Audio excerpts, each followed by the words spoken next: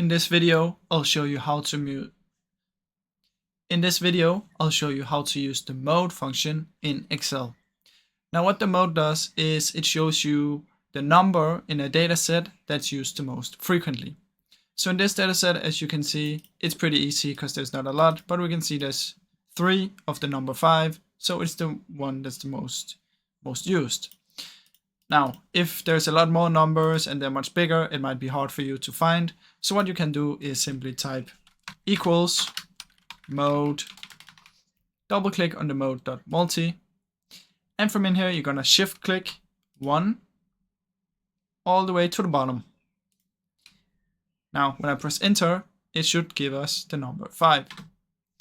And as you can see, it gave us the number 5 because 5 is the most frequently used in this data set.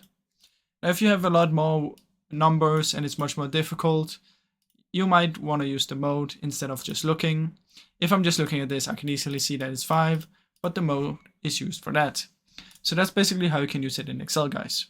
Now, I really hope you enjoyed this video, and if you did, please leave a like and subscribe as it helps me out a ton. Thank you so much for watching.